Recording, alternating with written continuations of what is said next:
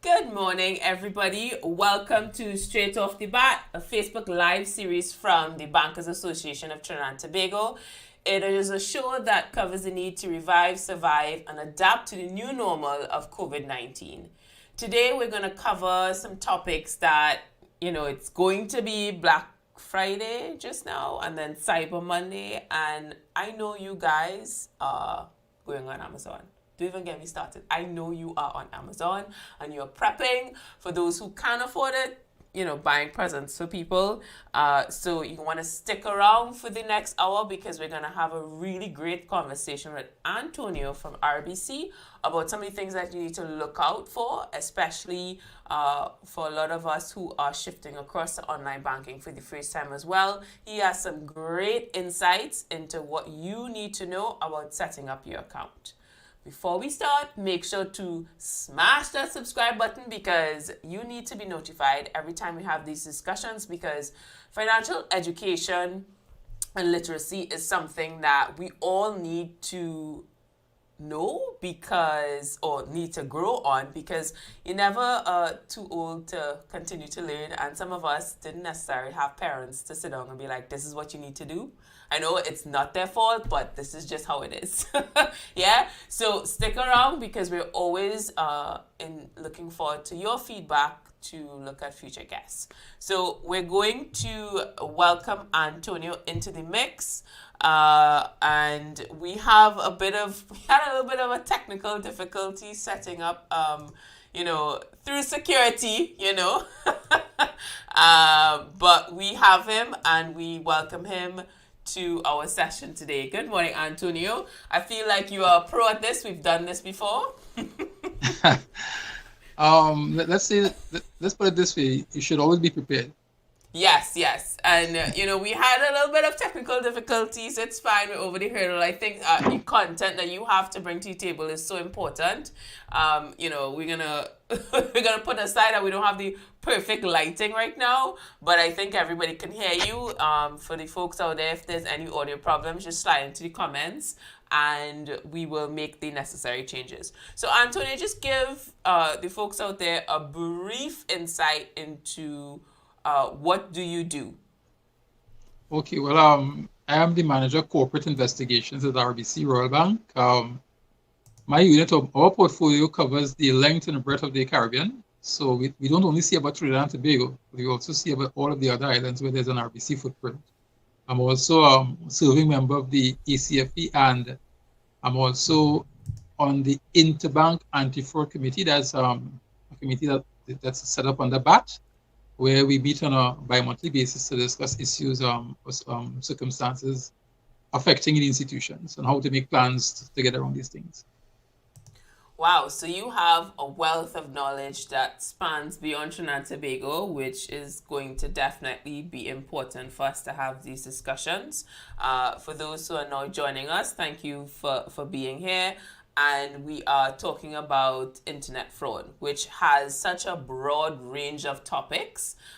So I want us to delve right into it.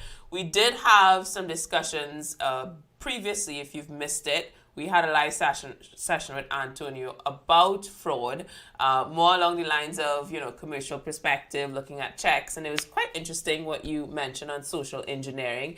If you want to learn more about that, make sure to head over to our live videos after this session because you don't want to miss this.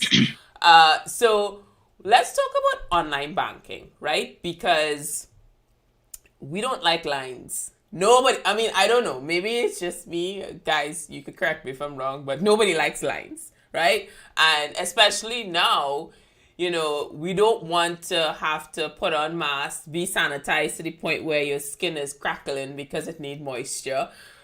Instead, we want to be able to access our money online and be able to pay bills online. So it's a lot of people now shifting across for the first time in online banking. What is the first piece of advice you would tell somebody who is now entering into the world of online banking? Okay, so online banking, it could be intimidating if you're not prepared to be open to it. But nonetheless, that is the direction that all of the banks are heading in, and not just Trinidad and Tobago, the Caribbean, throughout the entire world, right? So everything is more or less digital. So each bank would have a digital space, a digital footprint in terms of providing the needs to the customers. So online banking is exactly that. It gives you access to your accounts. It gives you access to your information at the click of a phone or the click of a computer. It is very convenient. You no longer have to get up, get dressed, bathe, go in the traffic, line up in the bank, right? It could happen as you open your eyes. It could happen just before you close your eyes to go to bed. However, just as how the banks are making life convenient for their customers, the fraudsters are very aware as well of the online banking platforms. They know, as a matter of fact, fraudsters may have accounts in the banks, and some of them may open accounts in banks so as to understand the online banking space, so as to more or less develop or perpetrate their crime in relation to any loopholes that they may seem or they may deem existing. Nonetheless, what I would advise customers in terms of your online banking, make sure that you know the steps. The key thing here is to understand what are the steps you take to do your transactions. You need to understand exactly what function your online banking platform gives you. If it gives you a function to transfer funds from your account to your account, if it gives you the option of transferring funds from your bank to another bank, if it gives you the option of transferring funds from your bank to another jurisdiction. So once you understand what are the functions that you have, you then have to make sure to understand the step for each function, right? And I say that because if you do not understand the various steps, step 1, step 2, step 3, step 4, right? You may find that because of the skill of the fraudster, because that they may be more familiar with the digital space, they could intervene in those transactions and more or less redirect you in directions that they want you to go so they could perpetrate the fraud against you. It is important as well, as far as I know, each institution has what you call the two-factor authentication.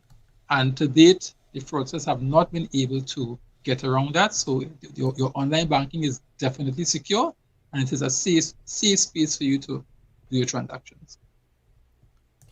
So it's one of those situations where, sometimes you get a new electronics and you're just trying to start it up and you kind of pelt away the manual because you're like, I'll figure it out. You're basically telling us, no, you have to read the manual before you even start because then you're going to catch yourself into trouble, basically. Well, the manual may exist in terms of the device that you're using, but in terms of the online banking platform, obviously your bank will give you directions or instructions as how to deal with that. Each institution will have what you call an advice center. Those are the people you call 24/7, and they are very versed in terms of treating with these types of questions. So it is nothing intimidating. Sometimes it is so simple. You yourself, you'll be bewildered. You say, my God, this thing has been so simple. I've been going through all this stress for all this while trying to do my banking, and here it is. They made it so simple at the click of a button, right? So the key thing is to understand the steps involved in doing your transactions. What I need to do first, what I need to do second, what I need to do third, what I need to do fourth. And once you follow those steps as directed by the bank, you're good to go.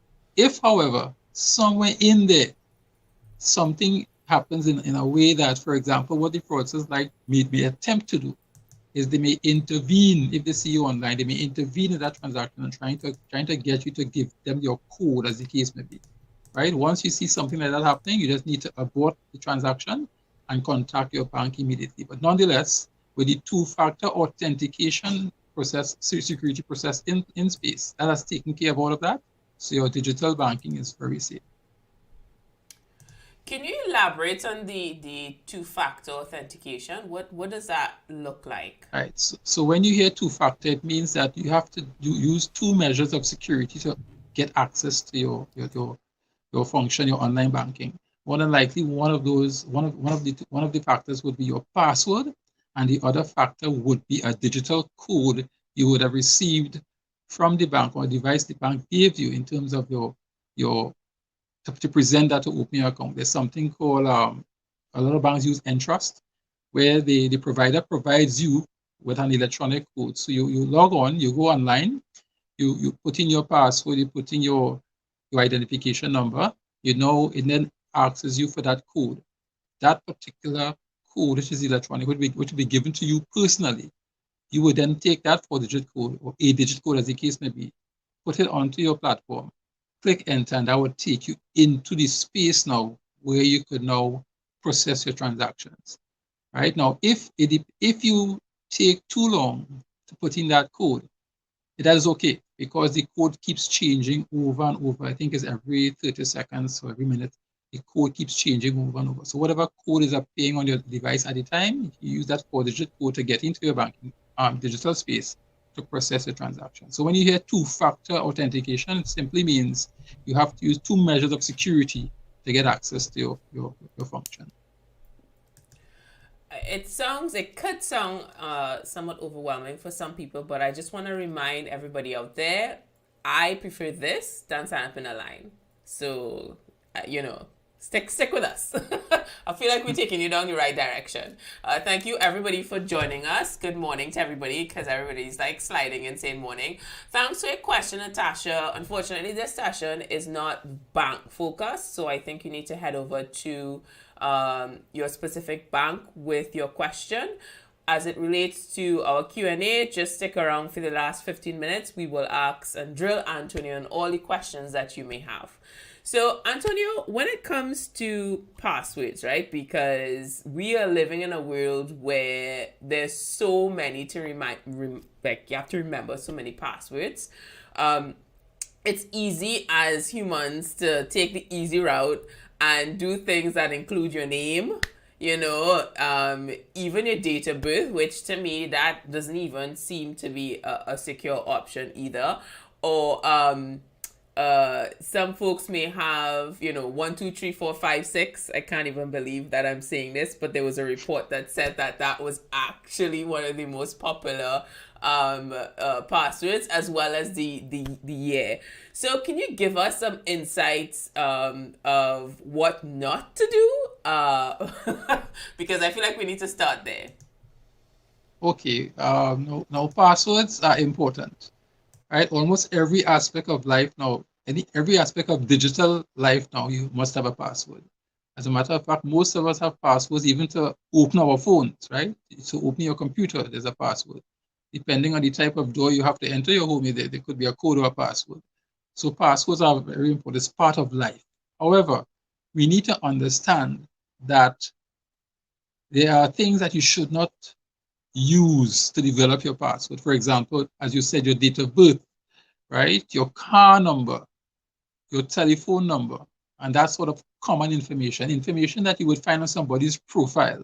So if you go on somebody's profile on Facebook or some social media site, do not use any information that you have on your profile to develop your password, right? Because you may have some issues that people may be able to figure it out depending on who you are. And I'll give an example.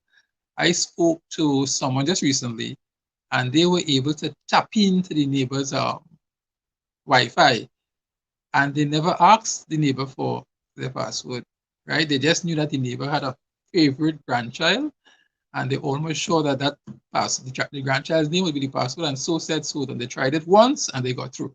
So password should not be something too familiar with you. You shouldn't use anything too familiar with your living space, right? Like your name, your date of birth, and that sort of thing. Now they are the fraudsters, the hackers have something what you call like a app or alphabet hacker type of device, where once they have access to your device, once they planted that application on your device, that malware on your device, it could eventually figure out your password, right? And these things are designed for that particular purpose. And it may not happen today, it may not happen tomorrow, it may take them some time, but they could eventually figure out what your password is by using these rogue applications. So what I would advise folks to do in terms of your password, according to the experts, an 11-character password, 11-digit character password is the better type of password to have. So your password should have at least 11 characters in it. Those characters should include capital letters, common letters, numbers, and certain symbols. Okay? Now, personally, what I like to recommend is that you could use like a phrase. A password doesn't necessarily have to be a word. It doesn't have to be something that you put together that's not making sense. Because if you put things together that's not making sense, it may be difficult for you to remember unless you write it down, and that itself is a risk, right? Your password could be a phrase. I like to recommend use a phrase. For example, Brian Lara is the best. Okay? Jack and Jill went up the hill. All those phrases that you like, things that you remember. I enjoy curry, all those things. And with those words, you create that phrase into one word, and not only would you use that, you will now change certain things in that word. For example, all of the letter A or the letters Y or Z, you may now change that to a numerical. So for example, so if you have a B in your password, you could use that B as the number 7. So anywhere there's a B in that password, you have 7. Then you may create spaces between the words. There are so many things that you could do to design your own password. However, but I think using a phrase is the safest thing, because there may not be any application out there that could decipher that in an easy form of fashion. So a phrase, designing that phrase to suit you, you could use that as your password. And you alone would know that password. For me, that's great advice for those out there for sure. And I read that somewhere, what you just mentioned, and I think it's great advice. But what I do is I created like a personal goal of mine that I've never shared with anybody before. And I put that as my password, as you mentioned, and put these symbols and the numbers, because usually my goals have numbers attached to it. And it not only helps with remembering the password, but it reminds me of my dreams and aspirations. I know it's kind of lame, but so you're killing two birds with one stone. Yeah, that's very good. Very helps. Good, Polly. Very good. Yes. So let's talk about what the trends are out there. Crane, I saw your question. We'll come back to it at the end. The last 15 minutes, we'll do a Q&A. But what are some of the scams that you are aware of? So our last session, we spoke about social engineering, because a lot of folks are looking at, joining dating apps because they can't socialize as before. And if you haven't seen that, guys, make sure and check it out in the video section for Facebook. But what are some of the things out there that people should be mindful of? Okay, so I would make sure, and this answer would be more or less bringing the answer home to Trinidad and Tobago in terms of what I see affecting Trinbagonians on a daily basis. Now, I think in the last session we would have covered a certain measure of it, but to go a little deeper now is to say that what we are seeing, Pauline, it could be heart-wrenching in the sense that people are losing their hard-earned money. The mature persons who are home and who have resigned and have their nest egg, they are losing their hard-earned money. We have pensioners out there who are online just for the sole purpose of not being alone. They are targets and losing their money. Now, the scams we're seeing would involve, now you mentioned social engineering, sorry. Now, you must understand that social engineering forms part of almost every fraud typology. There's an element of social engineering in that fraud typology. And social engineering in that context means to get the fraudster gets himself into your space and get you to trust them, to develop that trust between you and them. Now, you need to understand something. I think the last time I mentioned, and I would say it now, that if you're having a relationship with someone online, from the moment that person brings a financial transaction into the relationship or into the conversation, 9.99% of the times, that's related to fraud one way or the other. Okay? Now, someone may ask themselves, well, okay, I've been chatting with this person for 3 months. I've been chatting with this person for 6 months. I've been chatting with this person for a year and a half, 2 years, and they've never asked me to do a transaction for them or anything financial. Lo and behold, 36 months into the relationship, they bring a financial transaction into the picture. So at that stage, you're already sold hook, line, and sinker in terms of the relationship. Your emotions may be involved in that relationship by that time. However, you have to bear in mind, and I guarantee you, you're not the only one that they love with. You're not the only one that is speaking to. While they're chatting with you, they're just cut and pasting their messages and sending it to at least 4,500 other people. They could be focusing on 10,000 people. So they're busy and they communicate with everyone on a regular basis. So while they may have befriended you on the 1st of January, they may have befriended 40 people on the 1st of January, and they're going on the road in terms of socializing these people, social engineering their way into your space.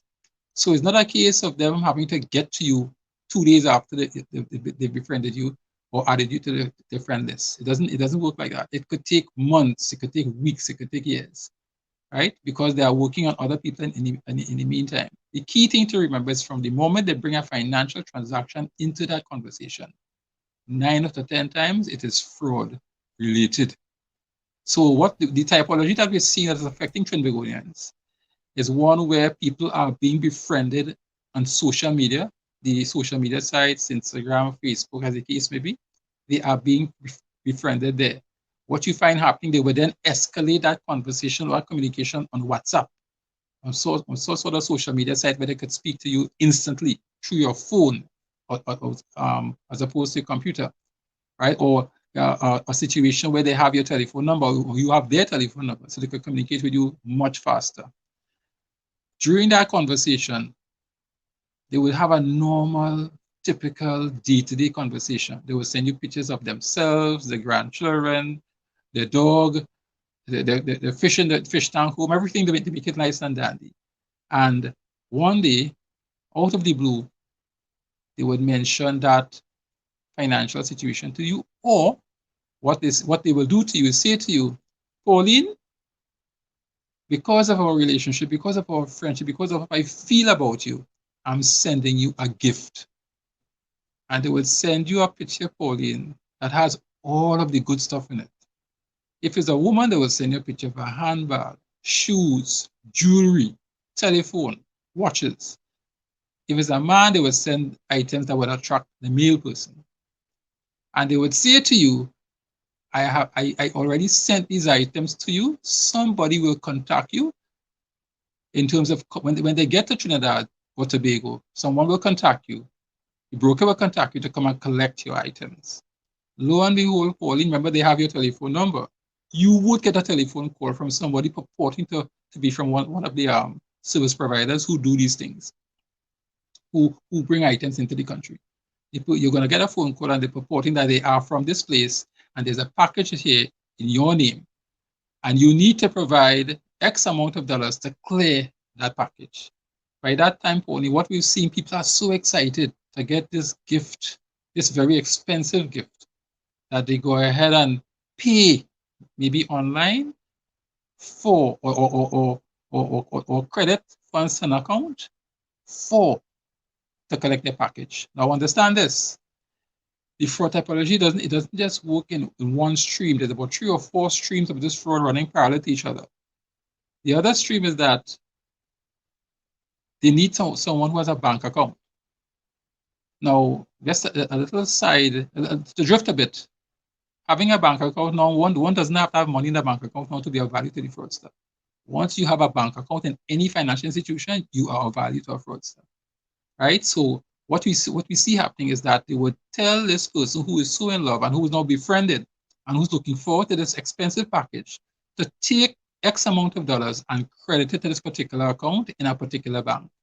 Now, while they were befriending you, they were also befriending that person. And that person now has been caught in the web of trying to assist this person that they now so affectionate and close to. And they would say to that person, X amount of money will be credited to your account, and you just go and take with that money and do X, Y, and Z with it. So here it is now, your package is waiting for you, and you get a call from the courier service saying to you, I have this package here for you, please come and collect it. Now, at some point in time, there will be some delay, and you will get a contact call from the fraudster saying to you, Pauline, there's a slight problem. What I didn't tell you is that I put cash also in that package for you. Apart from the expensive gifts, there's also cash. The figure that they tend to relate to you is usually impressive, like a 10,000 pounds or 10,000 US or 10,000 euro or 15,000 euro. We saw an instance where they said they had 20,000 euro cash in the package for the person. They would say to you that the cash was discovered and the authorities are now looking at it, and it may go down the road of anti-money laundering investigations. By that time, Pauline, you are scared. Because here it is, you're thinking of that your name jumping up in this police investigation as it relates to financial fraud, right? So they will say to you, do not worry about it too much. Just that same account that you were crediting the funds to collect a gift, just go there and put X amount of money in that account, and we will take that and settle that AML issue for you. That online, that anti-money laundering issue for you. And people being so scared, Paulie, they tend to follow these things, these instructions, until they realize, wait, there's no package, there's nothing coming their way, and they're just losing the money. I could mention an instance to you of a very elderly person who would have lost over $120,000 in this scam in this country, right? So it is very prevalent. And that is what we see now in that particular space. When it comes to internet scams, that's the in thing for Trinbagonians to be cautious and mindful of. Oh gosh, that hurt my heart. Gosh. I had the mic on mute, but I was like, oh no, because I can't imagine their hard-earned money, you know? Yes. God, it's so sad. And so when I look at the influx of users on Facebook, because I read, social media, TikTok is a new young people thing, but you're actually seeing a huge audience, over 60, that are now joining the platform. So as you mentioned before, looking for companionship as you get older, and going online to see what your grandchildren may be doing, maybe they're across wherever. What advice would you give to children of these parents who are trying to prevent their parents from falling into a trap, right? Because you have some parents who want to be on their own, want to do their own thing, and want to live alone. They may ask you to set up the account, but then they want to obviously create their own persona and stuff online. Is there any tools or suggestions? Maybe give us one or two suggestions of a child of that individual to help them at least avoid or try to avoid them being caught in some of these scams. Okay, so now you're correct. Most of the elderly folks who are on these platforms are there because of companionship, right? There's a never-ending conversation in the social media space. There's a never-ending conversation, right? You could talk the whole day, right? And that's what they want. They want company. And then what you find, some folks, they are so excited now to have this device where they could even speak to their children, because in most instances, the reason they have the device in the first place is so that they could communicate with their children or their grandchildren who are miles away, but they could do so in real time, right? Now, being in that space, right, someone may target them, communicate with them, and then try and befriend them to the extent where they would bring a financial transaction into the picture, or the issue of a gift. So what I would, now you could on these social media sites, you could block accounts, right? You could report accounts and you could block accounts. But you could also make it private to the extent where you could only communicate with family members, right? So I would say that you could probably want to set up your parameters in that way, right? Advise your parents to make sure you restrict your friendship to family. If you want to go outside of that, you then speak to your parents and let them know that, hey, from the moment that person you're speaking to, if there's any type of communication, whether you solicited it or not, from the moment they bring a financial transaction into that conversation, or from the moment they say that they want to send you a gift or that sort of thing, contact me right away, mommy and daddy, so I could talk to you and guide you through that. Or from the moment that person brings that into the picture, just block that person or just delete them, or make sure report it to your children so they would know exactly, okay, what's going on. Because the younger ones may have a better understanding of what's happening and be able to explain that to the older heads to protect them. Because I'm telling you, we've seen a lot of retired professionals becoming victims of these things for the sake of being lonely. Gosh, that's heartbreaking. Guys out there, call your parents. I'm going to call my mom after this. That is, yeah. Thanks to Ade Ines King. I hope I'm pronouncing your name correctly. He gave some suggestions on how to make your password stronger. It's a cool idea, so check it out in the comments. So let's look at what's gonna happen over the next couple of weeks, which is purchasing is going to skyrocket, right? So you have a lot of sales that are happening. Some folks would be on social media. You now have that pay button where you have global shipping, and you see a lot of these shipping companies are quite busy, because people are preempting for the sales and Christmas shopping. Is there anything in particular that you want to tell our audience that we should be mindful of when we are doing online shopping? Okay, so the mere fact we're talking online shopping, that means to say you have to go to a particular web page, right? You have to go to a particular website. So look for the items to shop, to more or less digitally window shop, to see what items you want to purchase and to cart those items and to get them to you. Now, the key thing here is to understand that you need to make sure that that particular site is safe. Now, not all of us, the majority of us, the greater percentage of us are not tech savvy or IT inclined, right? So we may not be able to look at a web page and say, okay, this looks safe, or this doesn't look safe, as the case may be. However, our understanding is, and even from the standard of the internet, once you see a website with where the URL speaks is HTTPS, the S being for secure, and then you see a symbol of a lock next to it, that is considered a safe site to shop on, right? The S is for secure, and the symbol of the lock indicates that this is a safe site to shop on. If you see HTTP only, while that site may exist, it does exist, it may not have the security measures of the site that has HTTPS, the web page that has HTTPS on it. So look for the web pages that has HTTPS and the lock in the or by the browser when you open the page, when you open the site, at the top where you could put in your addresses, as the case may be, to come to the site. Look for that HTTPS and the locked symbol. Now, you would also find on those web pages, at the bottom of those pages, you will see contact information. You may also see symbols like you may see a private policy type attachment at the bottom there. Those things are also indicators that the site may be safe.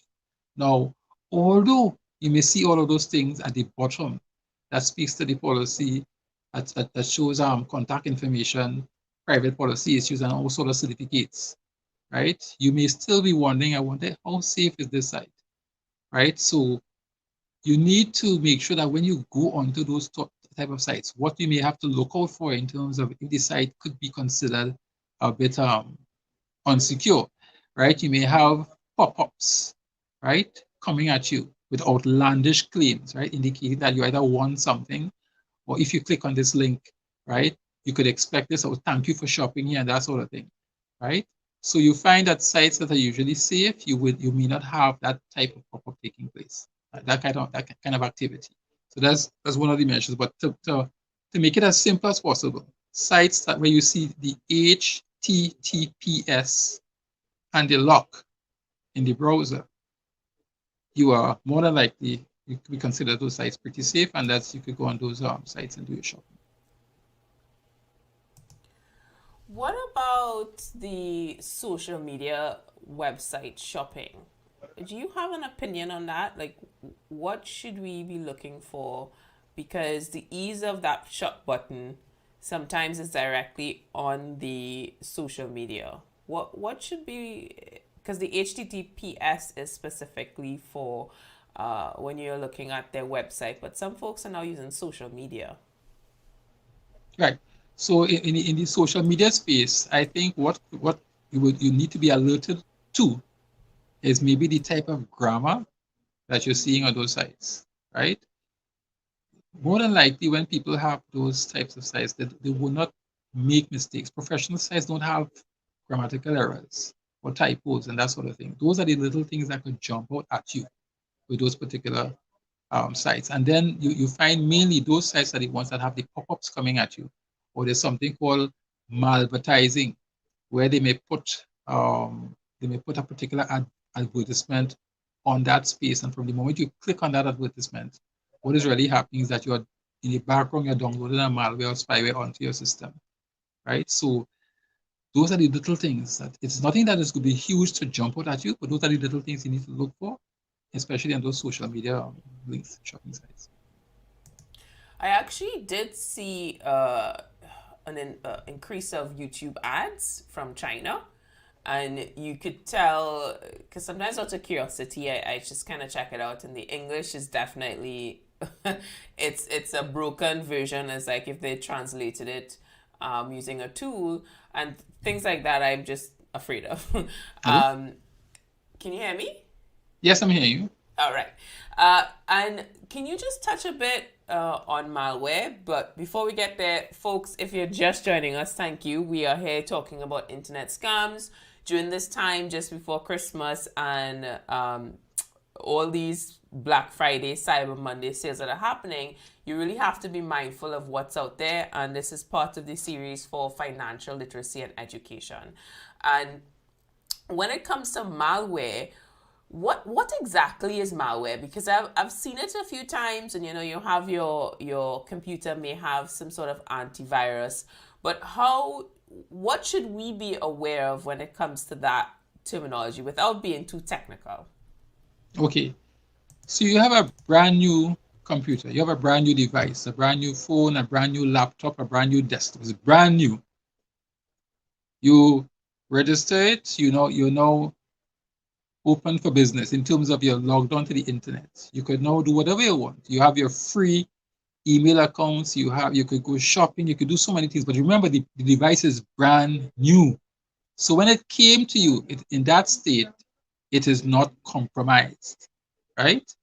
However, how does it become compromised? It becomes compromised when you develop your digital footprint. You have your free email, you're browsing any and everything on the internet, right? You start chatting with your friends, sending emails, pictures, having conversations on your device. From the moment you start doing that, you are opening up yourselves to the risk of getting malware onto your devices.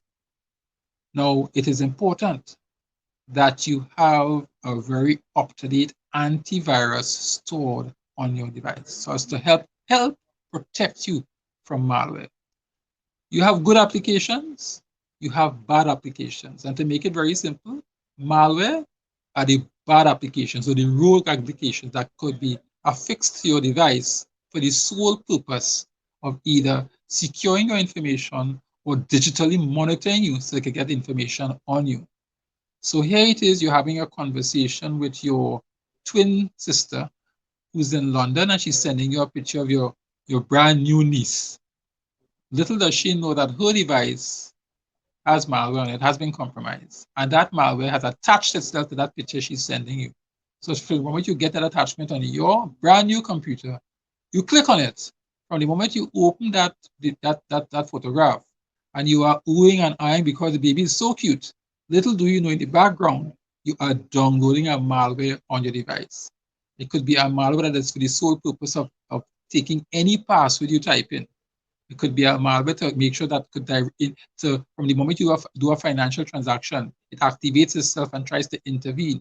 It could be a malware for the sole purpose of redirecting you to other sites where other malwares could now affix themselves to your device. So malware is more or less, to make it as simple as you said, is a rogue application, not for the purpose of protecting you or giving you anything or doing anything legitimate for you, but for the sole purpose of taking your information, taking your data, and probably using it in some bad way in terms of some fraudulent activity or unauthorized activity.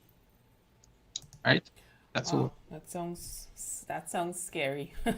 And also sounds like it's something that could take your credit card information as well, because when you enter your information to purchase something online, then is it possible that malware could then get that information? Well, when it comes to if you're using your credit card on a legitimate site, as we spoke about before, the HTTPS and all of those secure sites, you wouldn't have an issue. But remember, when you go online to do shopping, right, you may have to, even if sometimes you may have to call a particular provider to provide your information, your CCVV, your CVV 3-digit number at the back of your card, your 16-digit number. Remember, it is stored somewhere. So it may not be an instance of where they got the information from your device. It could be a case that where you shopped or where you went to this large conglomerate or establishment that everybody likes to go and shop, maybe they may have a data breach. And as a consequence of that, your credit card information could be part of that data breach. So it doesn't necessarily have to happen on your device, if you understand what I'm saying. Right? Yes, but definitely. to answer the question directly, if your card number or if your passwords could be derived from your device, once you're using that information on a secure website and you have a proper antivirus, I don't think that it is possible, unless, of course, the fraudster socially engineers themselves into your space and they put a particular type of malware in your system, maybe, and under those circumstances, depending on what it is, it may be possible to see your information. Okay. If you are now joining us, welcome to Straight Off the Bat Live Facebook Live series. And we're here with Antonio having a discussion about internet scams. We have a couple more minutes to go, so please let us know your questions. And for future insight with events, make sure to follow the Bankers Association of Trinidad and Tobago, because we do these events pretty often and we want to center it around financial education and literacy. We have a question regarding passwords because we spoke about that earlier, and it comes from, where can I find it? Oh, here we go. So it comes from Kern. Kern would like to know your views, Antonio, on the use of password managers. Right. So password managers, they store passwords and they create passwords for you. But then there's a master key password to get into your password manager. So if your device is compromised and you have to put in that master key, somebody could figure it out and then they get access to your password manager, right? So you need to have a very strong anti-device on your system to make sure that any keylogin type or password type malware that with the sole intent of collecting your passwords, you have to have a very strong anti-device on your computer to more or less make sure that doesn't happen, and you could use your password manager system pretty safely. But as I said, here it is, you have a system that stores your passwords or create passwords for you, but there's a master keyword, there's a master password you need to put in to get access to that. What if your device is compromised and now that master password or master key is in the hands of the malware? So once you have a secure device, you should be able to use that quite easily. So can we continue that conversation, as a lot of these phones nowadays, because that's really, let's be honest, where these particular programs are being used, are now using your fingerprint. So you have a master program to manage all your passwords, but then to access it, yes, you have your password, but then you also have your fingerprint. Do you have any opinions on that? What is your take on that one? I think the fingerprint is an excellent situation, and let me explain why. Outside of the DNA testing, fingerprint science is the only exact science in the entire world. There are no two people in the entire galaxy that has the same fingerprint. Even people who are identical twins, right? Their fingerprints are different. So the only exact science that exists is fingerprinting. So therefore, if you're using your fingerprint, it should be pretty secure. I'm not sure why, but that made me feel very special. Well, we all are. Very much so, very much so. For folks out there, definitely let us know your questions because Cyber Monday is around the corner and a lot of us are looking at purchasing stuff for Christmas. Which, by the way, Antonio, if you are a small business owner and you are interested in being part of that e-commerce environment, what type of what's the number one thing a small business owner should be aware of when it comes to setting up and looking out for internet scams with purchasing online?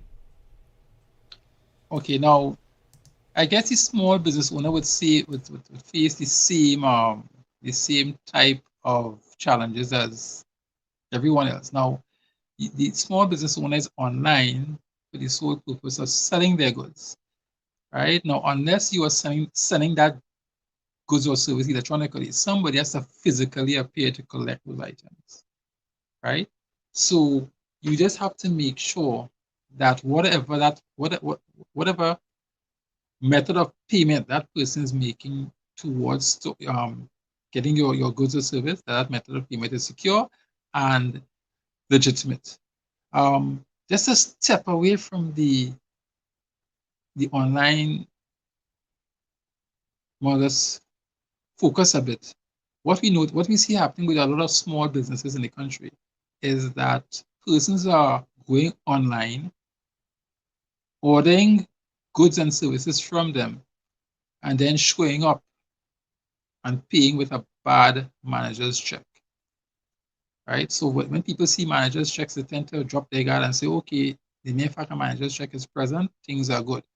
But we're seeing an uptick in that regard where you have your business online, people are online shopping, they are putting things in their cart, they're ordering X, Y, and Z from you, and then they somehow tend to get you to agree, okay, I will accept a manager's check from you.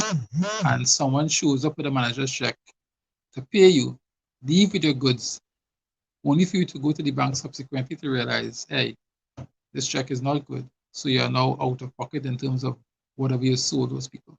You've been robbed. That's still an element of online there that I believe a lot of small business owners should be aware of. Yeah. I want to close off in something that can be a little bit controversial sometimes, which is cryptocurrency, right? I have received a few emails saying that they have all my information and I need to pay them in via this blockchain account or else it's going to be released. And weirdly enough, it comes from what looks like my domain.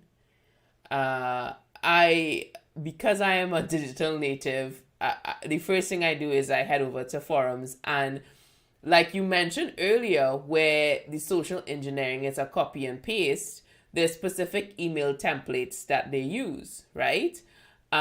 So what are we to how do we check that out? How do we make sure that we're not in a position that compromise our information? Because for me, I was just like, how would they have even got my information? Because all of my business stuff is based on the cloud with Microsoft solutions. But for those out there who may not be in the same situation, what should they be aware of? Well, based on what you said there, Pauline, it seems as though someone is trying to extort money from you. If they say to you that they have your information and you need to pay them in Bitcoins, so as they would release that information. What you're That's the speaking word. about Sorry, I couldn't remember it, but yes, Bitcoins. right. So what is something like there's a softer version of what you call when they lock your system and they threaten not to open your system to give you access to your own files, right? Which is known as ransomware. So what you're speaking about, it sounds like a softer version of ransomware, where they're threatening to maybe expose or give your personal information or use it against you, right? So the first thing important is that people need to understand that you cannot put too much of your personal information out there. Now, the mere fact that you have to, like for example, a free email account, you have to give them your name, you have to use your telephone number, so your personal information is out there right away. And they know where you are, they know which jurisdiction you're in. So anybody could have that information, which is personal information, right? And they may want to maybe say, okay, maybe Pauline is not too versed on the internet, so we could scare Pauline into thinking that we could do something with her information. So they ask you for Bitcoins. Under those circumstances, Pauline, if you know that there's nothing out there that could harm you in terms of information, okay, let them go ahead, right? You challenge them and say, okay, have a good time with my personal information, right? But in circumstances where they ask, where, for example, it is a little more robust in the context like ransomware, where they actually lock your computer or lock your device or block your or seize your files from your businesses and that sort of thing. Under those circumstances, it's a little more different, and they ask you for Bitcoins in terms of ransom to release, right? Under those circumstances, you need to probably make sure and get the best IT folks you could put your hands on to come in there, look at your system, and try to get it released, right? Because from the moment you pay once, they will come at you again and again and again. The best way to protect yourself is to make sure that the information, your personal information that you have out there is as limited as possible. Very, very limited. So if you win the lotto, don't put that on your social media. I like what you said there about, there's just enough or just little enough information for me not to be worried that there's some level of harm to come to me with if it is the information is released. That's how I feel about Facebook. I put information on Facebook that doesn't necessarily, if you have it or you don't have it, it doesn't affect me. And I guess that is a mindset as we have to think about social media. And I've seen incidences where people taking pictures of their flight ticket to go away, so things like that not gonna happen. You might see a photo of me coming back which happened to be posted 2 weeks later. But we have a question here from Dixian asking, what are the features, because you mentioned earlier about the manager's check situation, what are the features to look for on the manager's check to ensure that it is what it is? Well, believe it or not, the fraudsters are more or less so good at replicating those checks now that to the front of the manager's check, to the lower left-hand corner, you tend to see the security features. Each manager check would have what the security features are at the lower left-hand, the bottom left-hand corner of the check, right? So if you look at that and exactly what they described to you there, you try to authenticate or compare it to the item in your possession, that more or less will expose to you whether the item in your possession is good or not.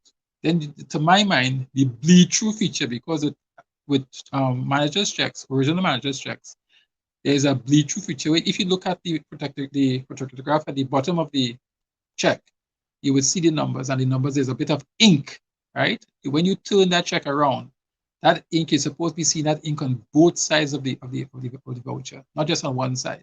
To date, the fraudsters have not been able to get the both sides, right? So that to my mind is the first visual check you can look at. If you see the bleed-through ink, but then you may then have to then follow other steps to confirm if the item is good or not. But the key thing here in protecting yourself with these checks is to make sure that you do not release your goods until you verify the check is authentic. That's the key thing here.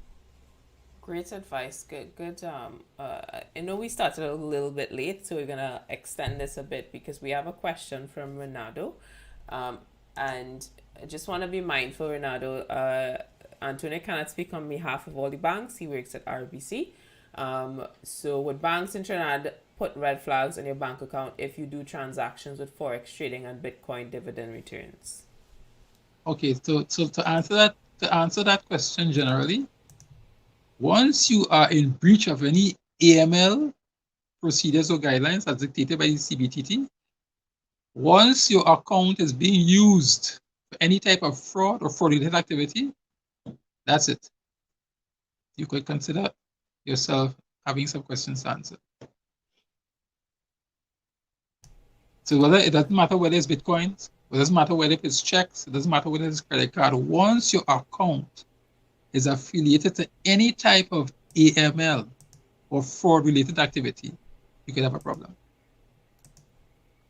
Okay. So the response to that, Renato, is don't be involved in any fraudulent activities. And then you'll be fine, right? Yes. Okay, great. So as we close this session off today, Anthony, do you have any final words based on your wealth of knowledge and years of experience in the financial sector in Trinidad and Tobago?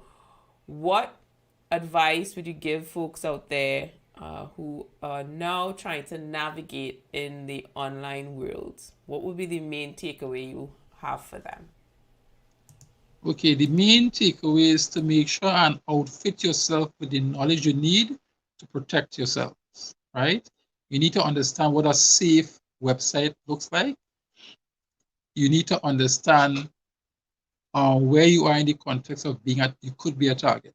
Do not expose yourself to many issues out there. And from the moment anyone brings a financial transaction into any conversation you're having, be mindful that 9 out of 10 times that is fraud. Also make sure when it comes to your digital banking, you have the two-factor authentication security function, and you're good to go. Safe.